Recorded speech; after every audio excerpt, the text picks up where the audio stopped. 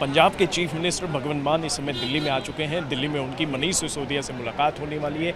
ऐसे में ये देखना दिलचस्प है कि आखिर इस मुलाकात में क्या निकलने वाला है, क्योंकि आने वाले समय में हरियाणा चुनाव भी है। हरियाणा चुनाव की तारीखों का ऐलान भी होने वाला है। तो ऐसे में देखना ये होगा कि जो है क्या इस मुलाकात में से हरियाणा चुनाव को लेकर क्या कुछ चीज़ें निकल सकती हैं कि हरियाणा चुनाव में किस तरह से आम आदमी पार्टी चुनाव लड़ेगी, या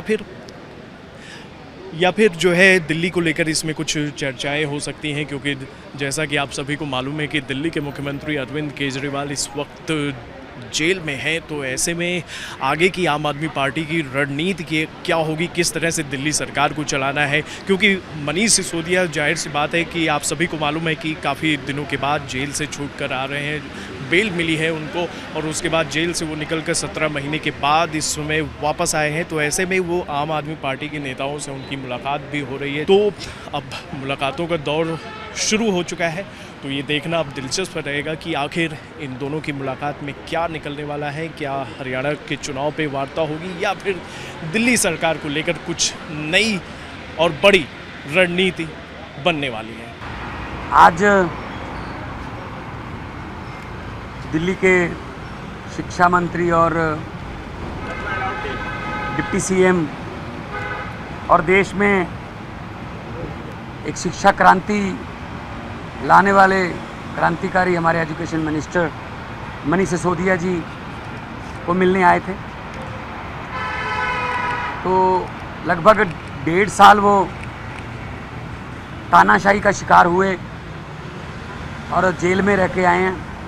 जब उनको उनके खिलाफ़ कुछ मिला नहीं तो हमें राहत मिली और न्यायालय से न्याय मिला, आखिर सच्चाई की जीत हुई। तो उनको मिलने आया था और उनकी तंदुरुस्ती की अरदास करते हैं कि वो फिर आके दोबारा दिल्ली के लोगों की, ख़ास तौर पे एजुकेशन में बच्चों का पढ़ाई और एजुकेशन में दिल्ली के बच्चों का और फ्यूचर ब्राइट बनाने के लिए काम पे फिर लग जाएंगे। क्योंकि हम लोग कुछ ज़्यादा जश्न मनाने वाले लोग नहीं हैं, क्योंकि सिस्टम को ठीक करना है। जिस दिन सारा सिस्टम देश का ठीक हो गया उस दिन जश्न मना लेंगे। आज अरविंद केजरीवाल जी का जन्मदिन भी है, तो सुनीता केजरीवाल जी को भी मिला और हमें उम्मीद है कि जैसे संजय सिंह जी और मनीष सिसोदिया जी इनकी तानाशाही की, अहंकार की दीवारों को तोड़कर न्यायालय में जाकर सच्चाई की जीत हासिल करके बाहर आए हैं। आने वाले कुछ दिनों में ही आपके इन्हीं कैमरों के जरिए हम अरविंद केजरीवाल जी को भी बाहर आते हुए देखेंगे। क्योंकि इनके पास कुछ नहीं है, इनके पास सिर्फ झूठे पर्चे हैं। एक पर्चे से निकलता दूसरे में डाल देते हैं, सिर्फ ये कि दिल्ली का मुख्यमंत्री जेल में रहे। तो और उसके बाद जेल में नेताओं को, जेल में सत्येंद्र जैन जी को, संजय सिंह जी को, मनीष जी को, अरविंद जी को जेल में करके उसके बाद इन्होंने कोशिश की, बीजेपी ने, जो इनकी आदत है कि पार्टी को तोड़ दें कहीं ना किसी तरीके से, लालच दे लें किसी को, या किसी को वैसे ही डरा लें कि अब कुछ नहीं होगा जी, पार्टी बिखर गई, ये वो। तो मुझे ये बताते हुए खुशी हो रही है, उस संकट के समय में हमारी पार्टी बिल्कुल नहीं टूटी और कोई दरार नहीं है पार्टी में, कोई किसी किस्म का ग्रुपिज्म नहीं है, कुछ नहीं है। इन्होंने अफवाहें बहुत फैलाई, परसेप्शन बनाने की कोशिश की, झूठा प्रचार किया कि शायद अरविंद केजरीवाल मनीष सिसोदिया का नाम ले देंगे, शायद मनीष सिसोदिया अरविंद केजरीवाल का नाम ले देंगे। ऐसे मतलब झूठा प्रचार करते रहे। लेकिन हम किसी और मिट्टी के बने हुए हैं, हम नॉन पॉलिटिकल बैकग्राउंड से आए हुए लोग हैं। हमारे वो टांगे खींचने वाला कल्चर या एक दूसरे को नीचे दिखाने वाला कल्चर नहीं है। हम वो पत्ते नहीं जो शाख से टूटकर गिर जाएंगे। आंधियों को कह दो अपनी औकात में रहें। तो पार्टी और मजबूत होगी।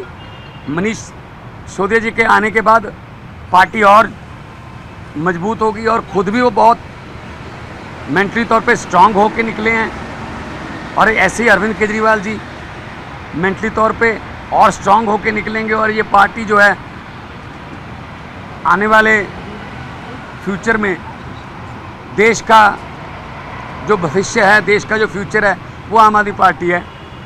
पंजाब और हरियाणा में हम जिस ईमानदारी से और जिस शिद्दत से काम कर रहे हैं और लोग उन कामों को रजिस्टर भी कर रहे हैं, शाबाशी दे रहे हैं, तो चाहे वो एजुकेशन के फील्ड में हो, बिजली के फील्ड में हो, हेल्थ के फील्ड में हो, इंफ्रास्ट्रक्चर के फील्ड में हो, तो हम काम ऐसे करते रहेंगे।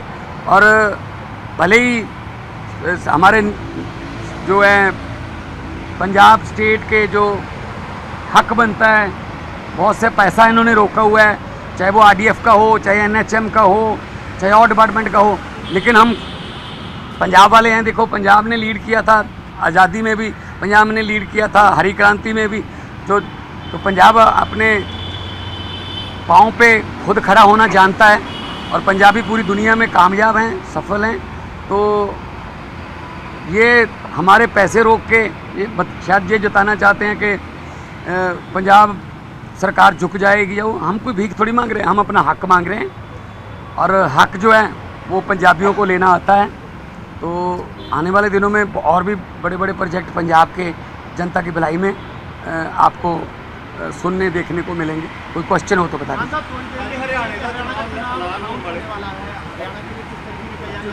बिल्कुल, देखो, हम नेशनल पार्टी हैं, हम हर एक चुनाव लड़ेंगे, चाहे वो गांव पंचायत का हो, चाहे ब्लॉक समिति का हो, जिला परिषद का हो, नगर निगम का हो, कॉरपोरेशन का हो, एमसीडी हो, तो हर चुनाव लड़ेंगे। और आज इलेक्शन कमीशन की प्रेस कॉन्फ्रेंस है, कोई भी तारीख डिक्लेयर होती है तो हम लड़ेंगे। और शायद पंजाब के 4 बाई इलेक्शन भी हैं, तो शायद उनकी भी तारीख साथ में आ जाए।